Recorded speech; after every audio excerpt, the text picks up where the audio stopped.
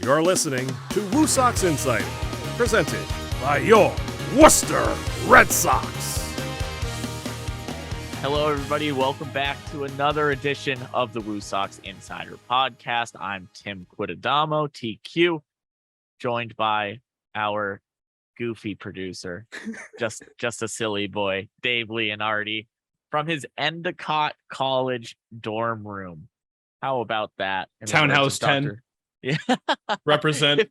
If anyone wants to send some fan mail, send it to Townhouse 10. David Leonardi is his government name, so you can get to him that way. But Dave, what's it like after a summer at Polar Park, being back at school and still, hanging out at the ballpark on your weekends? How's it been going? It's been going good, especially because I spent last semester at home as well, just working at the park all the time. So I was away from campus for 9 months or something.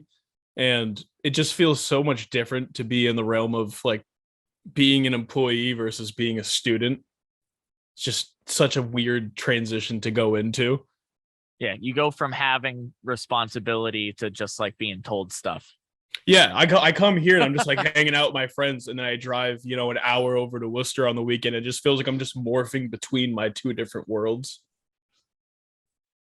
Just every week. but balancing it well?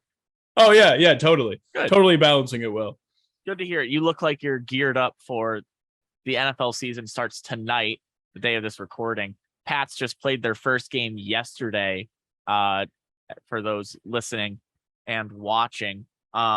So Dave, you and I, obviously huge Pats fans. Decaf, a Dolphins fan for some reason, Unfortunately, unbeknownst to us. So let's do our premature at this time of the recording, but it'll be after the Patriots' first game. So Dave, tell us, how'd they look? What do you think of the season? Season looks great already. Hopefully yesterday was a win. I'm gonna guess it was. That's my call right now. No, you have to just act like we know for certain. What a great win yesterday. I mean, the team looked great out there, preseason looked a little bit shaky, but in Bill we trust. As long as we have Bill Belichick at the helm, I mean, you can't really question the man. He's been in NFL coaching for the past 4 or 5 decades, All right, now ready for my turn, and I'll make sure we cover all of our bases, and then we'll move back to baseball. Ready? Tough week 1 loss. The Dolphins always play really well against the Pats down in Miami. In a way, it's good to get that game out of the way early. A lot of new faces. It would have been nice to see Devontae Parker get a little more action in his revenge game after coming over from the Miami Dolphins in the offseason. I thought Mac looked good. He looked good. Nothing blew me away, but he's still learning. He's still building. And one thing I'm really interested about is how they're going to keep using Ty Montgomery out of the backfield in the slot as they move forward. Right, tough tie yesterday. Didn't lose, didn't win, just completely neutral start to the year. And now you're a half game back. You're a half game back. Actually, I would say if the Pats and Dolphins tie, I think they would be a half game up. I think tonight, again, a single NFL game hasn't been played at the time we're recording this. I think Thursday night, the Rams really showed some weaknesses in the Buffalo Bills. It was a big win for them to put Buffalo in the basement. The Jets are going to be the Jets. And then good or bad or okay start to the season for the Pats and Dolphins. My brother has been a diehard Jets fan his whole life, and every year I just ask him why he keeps doing this to himself. And every year he doesn't have an answer. No. All right. On the other hand, it's still baseball season for a month, and then there's MLB playoffs going on after that, and a lot of storylines happening in the Red Sox organization for the past month. This last week, the last homestand that the WooSox had, and Manuel Valdez was voted the International League Player of the Week. He went off. We saw it the first week he came over in the Red Sox organization, just doubles power. dingers everywhere. Then he went on a little bit of a skid, which is natural in baseball. It's a game of ebbs and flows. It was really the only slump that Valdez has had all season long, but went on an absolute tear. I think he had 8 extra base hits in a 6-game series in late August, early September. So cool award for him. And the player of the month for August in the International League, Connor Wong, who went off and is now in Boston seeing a lot of playing time, platooning with Reese McGuire, who's doing great. But a lot of cool things happening, Dave, in the Red Sox organization as a whole. People getting hardware and going up to the bigs. Yeah, Manuel Valdez has easily been one of my favorite players on the team to watch since coming out of the trade deadline. Him and Almonte, to me, have been my 2 personal favorites to watch out in the field. Almonte is just hilarious whenever he gets his doubles. Like, for those fans out there that watch our broadcasts, keep an eye on what Almonte does when he gets on second base, because it's always something hilarious to look at. But back to the Connor Wong thing, one of 2 WooSox, now Boston Red Sox players to get their first MLB career. One of 3 guys to get called up, but yeah, one of 2 to hit their first MLB homer in the last couple of weeks. Sorry for jumping on you, Dave. You deliver it. You deliver the news for people who've been living under a rock. Tristan Casas sitting with his PCI in the top inside corner of the strike zone, cranks his first MLB home run against the Tampa Bay Rays in Tampa Bay in the Little League park they call Tropicana Field. It was great to see. 95-mile-an-hour fastball, up and in under the hands, turned it and burned it. And I feel like we have to talk about that White Sox fan and all Rays gear that everyone's saying looked like Ryan Brazier's long lost cousin. that was a trip.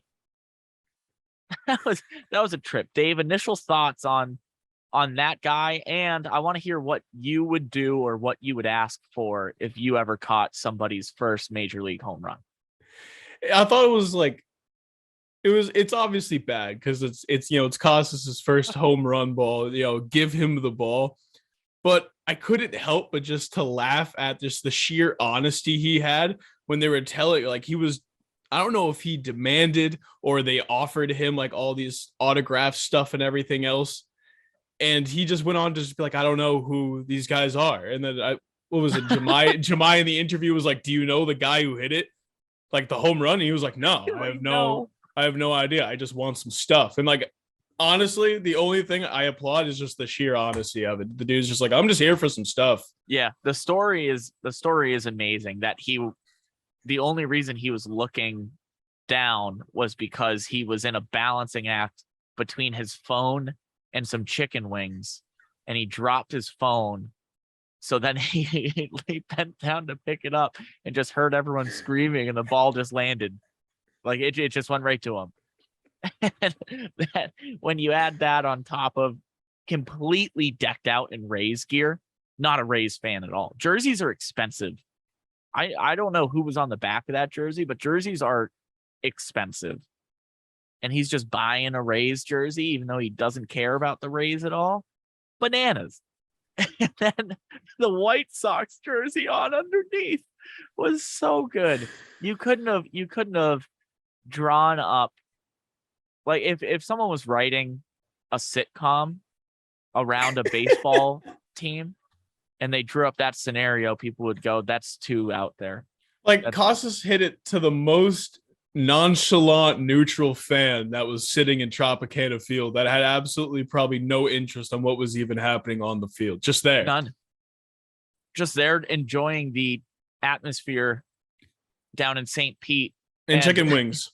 And chicken wings. Really enjoying the chicken wings. Although not a fry guy was the other thing. Doesn't like French fries, but was just eating chicken wings. Strictly protein, I guess. But everyone on social media was all over that. Obviously, it's a big home run. It's a number 2 prospect in the Red Sox system behind Marcelo Meyer, who just made his way from Salem to Greenville, is doing well there, progressing well. And it's a big deal. I mean, most likely the Red Sox future at first base for the foreseeable future. And just a weird things happen in St. Pete, man. It was so funny.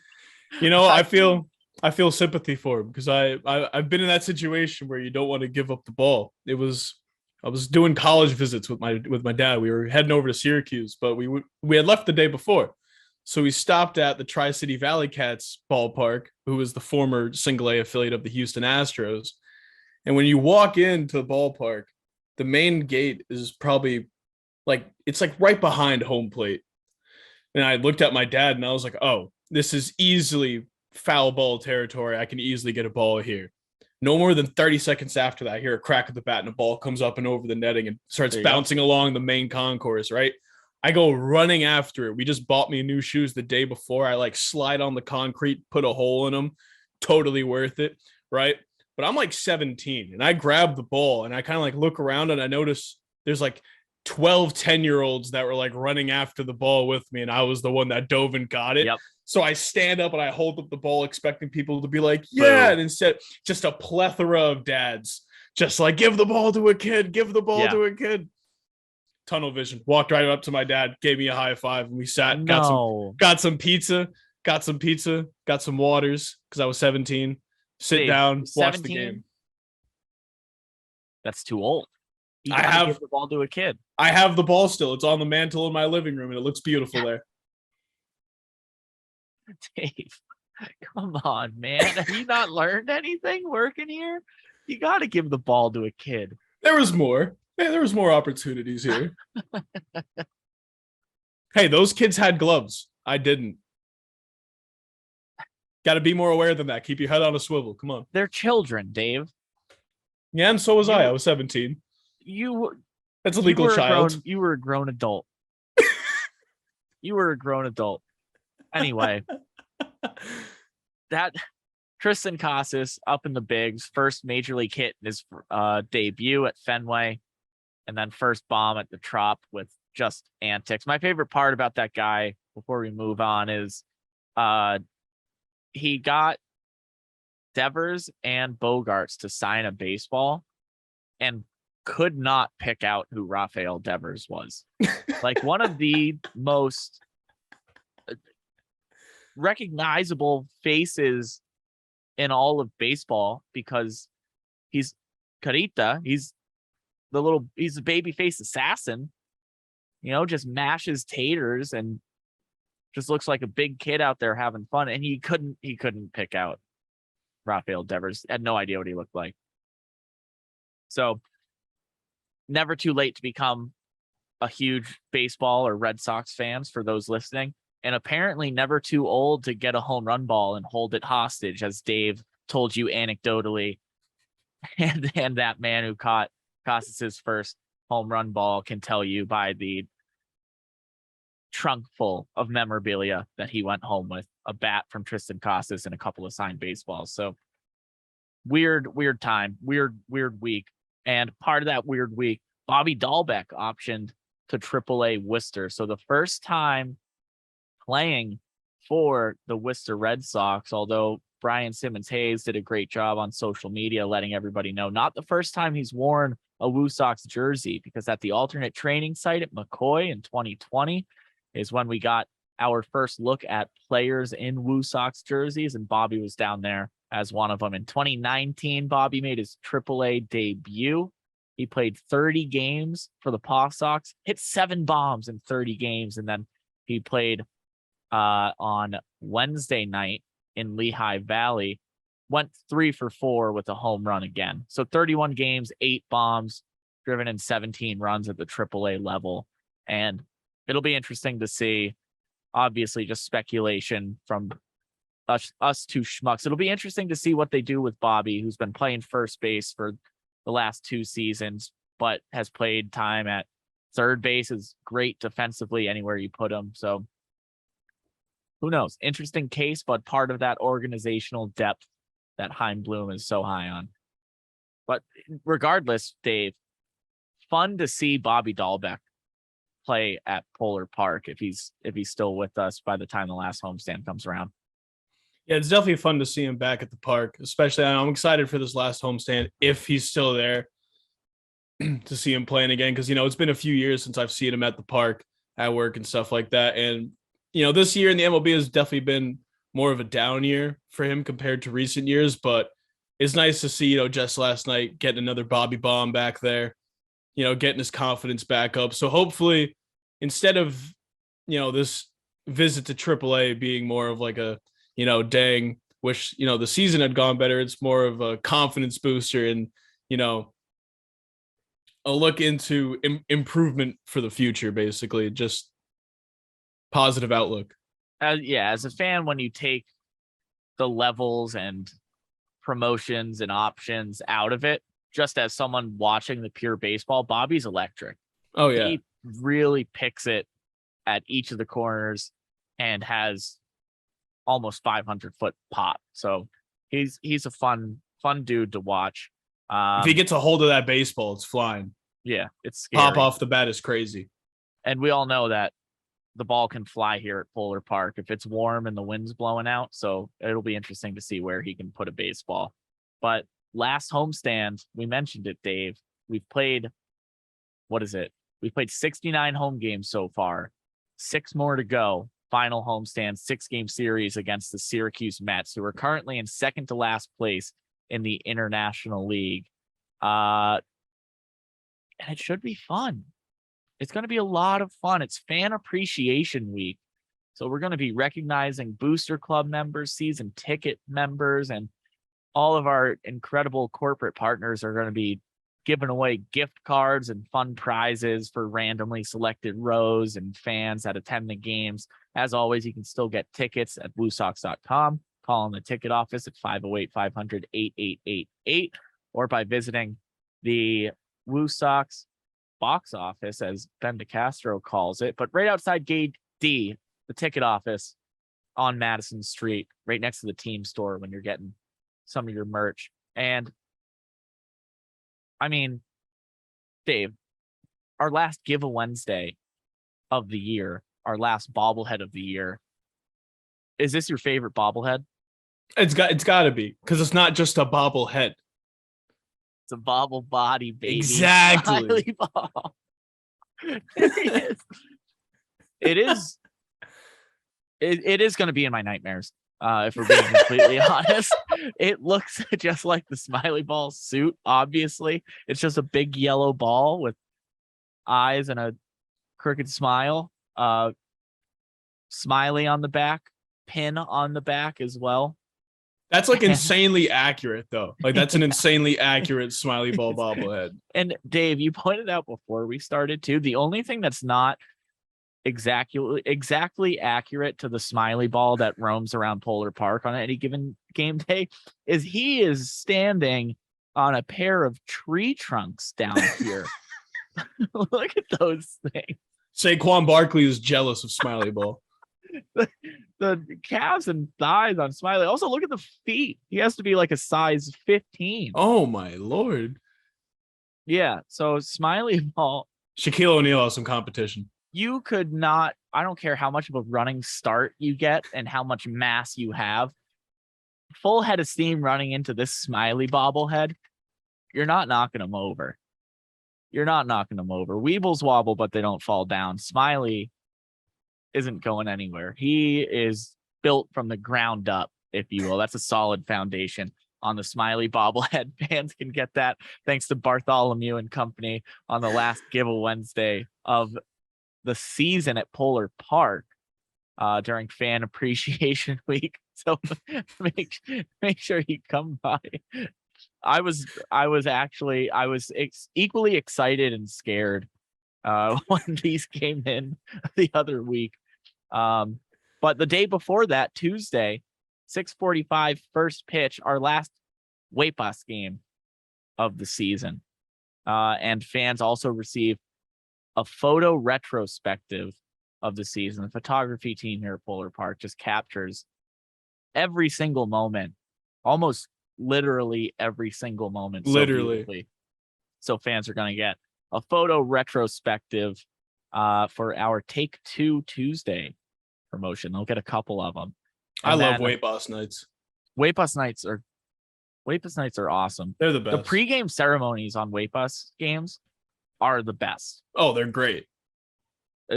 2 national anthems, one from a Latinx country that we're honoring, and then there's always a dance performance too. That's beautiful. We raise their Pregame. flag. Raise their flag. That's, I think, a slept on aspect of WooSox 22. Those 2 additional flag poles, so we can have a flag raising for every specialty game. I think it's been really, really cool to have that. And then Dave, Thursday night, Woo U College night, which traction has been growing on the Woo U Heard College all nights. about it. Traction has been growing. It's the boneless wings, right? No, it is $2 French fries, $3 hot dogs, $4 all-American cheeseburger for any college student enrolled in the Woo U student loyalty program at the Behind the Plate concession stand located, you guessed it, Dave, behind the plate on the concourse. But an incredible deal. $2 fries, $3 hot dog, $4 all-American cheeseburger. It does not apply to Coney Island hot dogs. I should say that, because Coney Island hot dogs generally a great deal no matter what. But yeah, Dave, are you a member? You're not a member.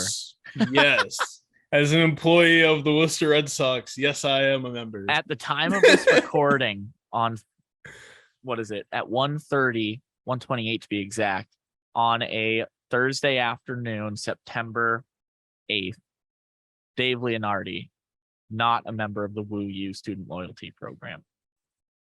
And I think, Dave, you and I will both agree that's just plain silly.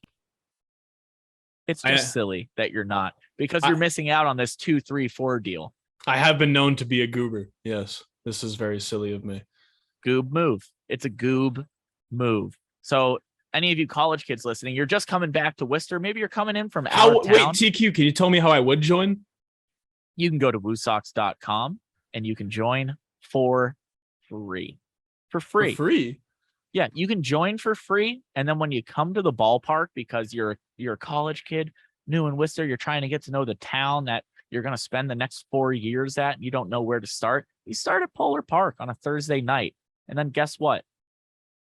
$5, I think plus tax, so a little bit more, but $5 gets you a hot dog and some fries. And then you can get a, $9 ticket, $12 ticket day of for a WooSox loop. Get some great baseball. See Bobby D down here mashing taters.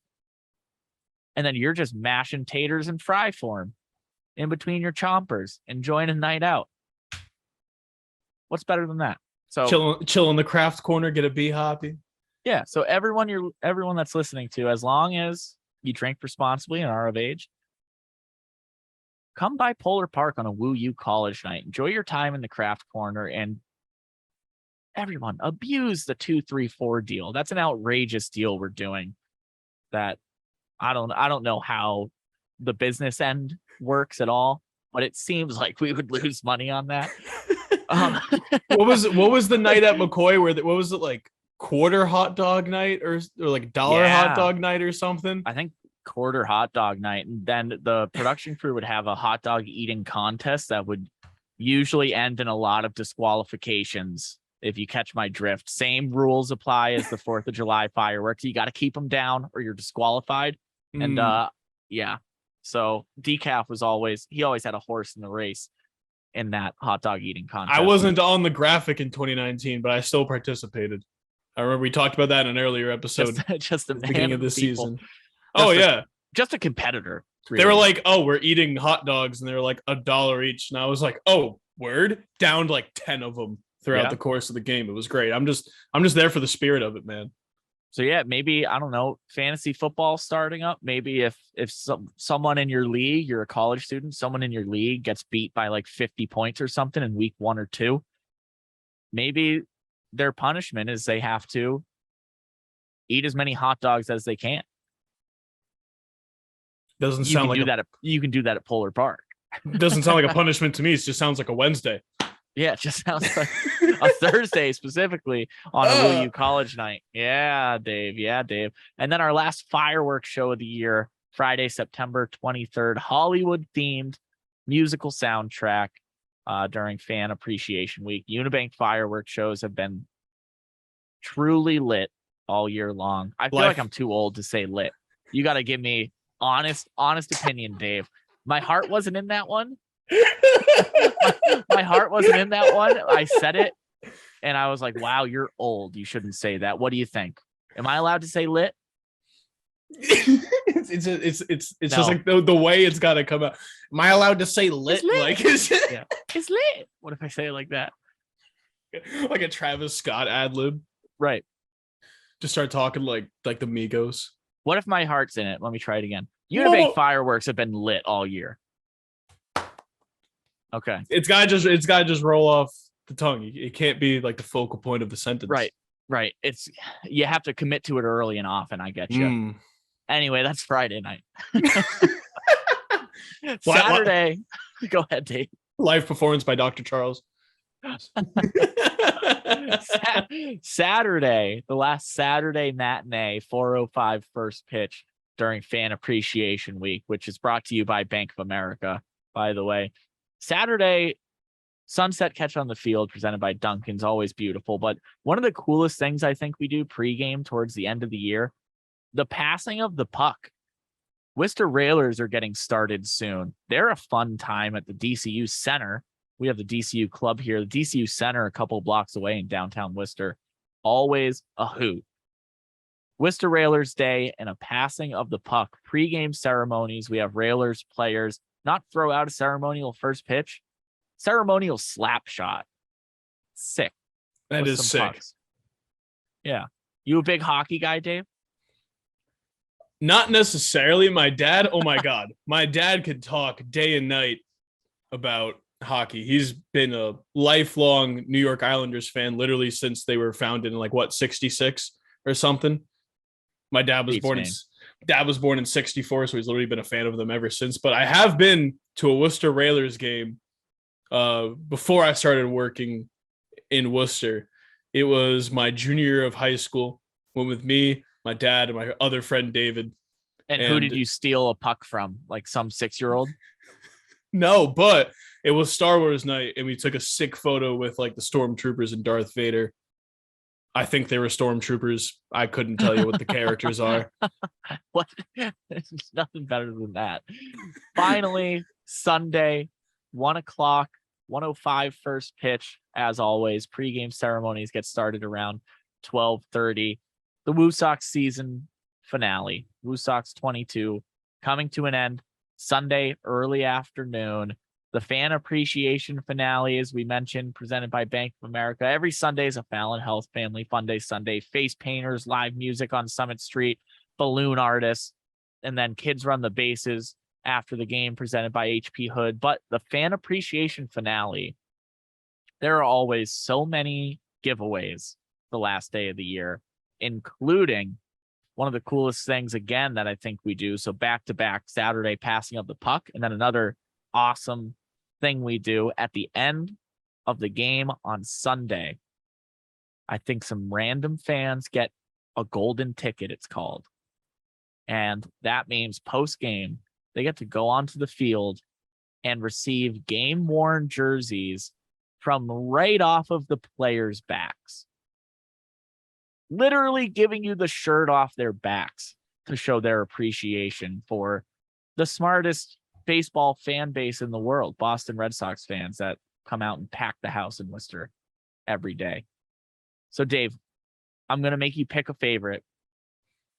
Whose dirty, sweaty jersey would you want after the game? That's tough. Honestly, throughout the entire season, my favorite player that's been with us consistently throughout the entire season to watch has been Kristen Stewart. I think he's a great defender. I feel like he's a great defender in the outfield. There's never a lackluster at bat with him. It's always 100%. He's always going hard, always making highlights. I feel like just flick the ball out of the yard too. The dude is strong. His swing is just so effortless. It never looks like he's swinging hard and the ball just flies right off the bat. Every homestand, there's something he's done I've been impressed with. He's probably the jersey I'd ask for if I were that fan. That's a good choice. TQ, what about you? See, I asked a question and I've been racking my brain trying to think of who. And it's like picking a child, you know? I mean, all of these guys are awesome. I'm looking through the roster right now, and this is tough. I think, oh goodness. I think if I had to pick one, it's number 19. It's Ryan Fitzgerald. You're part of the Fitzy fan club? I think we all are. Oh, yeah. We all are.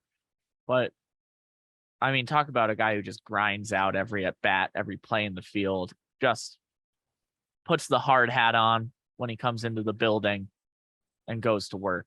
Whether the ball goes 300 feet or 2 feet, he's running that hard 90. Yeah, that's Worcester, man. Ryan Fitzgerald is Worcester. Big smile on his face, putting in the work, making stuff happen. So I think that's who my pick is. But fans, you might have the pleasure of just receiving, because we're just speaking hypothetical, you know. Come out to the ball yard Sunday, September. What's the date? Sunday, September. I clicked off the schedule. 25th. Because that Monday, the 26th, is the Worcester Police versus Worcester Fire game at Polar Park, which will be awesome. Tickets still available for that, and proceeds benefit the Manny 267 Foundation. So a good cause, good baseball too. I used to play with a lot of these guys back in the day. I'll give a special shout out to Matt Lyons, who's been one of my teammates at Doherty when we were both there, and then in some of our summer leagues together too. Great pitcher, great second baseman. So some good baseball to be played in the Police versus Fire game, resurrecting an over century-old tradition. What better stage than Polar Park to do it? And then another big event happening October 8th, the EBW Classic, second annual. This time it's Bucknell taking on the College of the Holy Cross. Last year, Dave, was lit. Really? Yeah. Last year was sick. It was so cool seeing a football game happen here, where it surprisingly felt very natural to see a football field instead of a diamond. And it was just a lot of fun. Holy Cross games, again, a lot of fun. And they smoked, who was it? I forgot who they played last year. That's how bad Holy Cross beat them. But this year they're playing Bucknell. Colgate. They smoked Colgate last year. Yeah, it was wiped Colgate. The floor with Colgate last year. Oh my goodness. You almost felt bad at the end, but you didn't, almost, because it was so much fun watching Holy Cross make their playoff run last year on the gridiron. Gridiron's coming back here to Polar Park October 8th. That's, I think, kickoff at 4:00. So a little bit earlier than it was last year. Sun will still be out. There's going to be some tailgating before the game, and you can go to polarpark.com for tickets to that. Only a couple more weeks of the season, Dave. What do you think? Any words? Any words you'd like to share? That's WooSox Productions, baby. Indeed, it is. Decaf, by the way, couldn't make it because he is on his way to the West Coast, or as I like to call it, the left coast when you look at a map. He's heading out to California. He sent his well wishes that we're going to put right here. But buy your tickets for remaining WooSox games. Call the ticket office, 508-500-8888. Buy online at WooSox.com. Swing by the team store and get your tickets in person right next to it at Gate D on Madison Street, the ticket office. And any special events, Police Fire game and the EBW Classic, go to polarpark.com. Again, that's polarpark.com, or call that same number, 508-500-8888. Or, again, come to the team store, get your EBW Classic gear so you're decked out for it Saturday, October 8th buy your tickets in person. But we'll let Decaf take us home. It's your boy Decaf here on the road. I'm driving somewhere Missouri. Maybe it's Illinois still. I can't really tell at this point. Been on the road for a while. Having the time of my life. Would love to say hello to everyone back at home. Make sure you show up for Fan Appreciation Week, the final homestand, the last dance at Polar Park.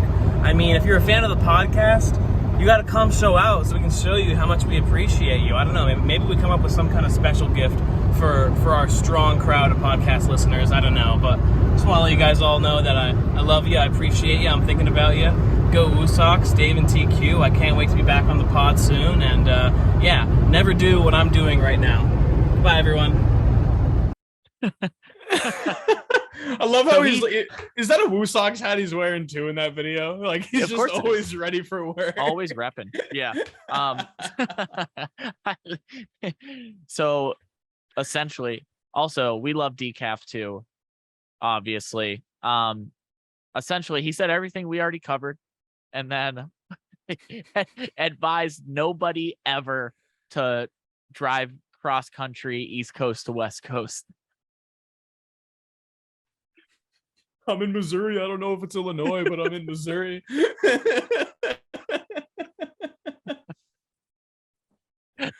Thanks, Decaf. Thanks, everyone, for listening.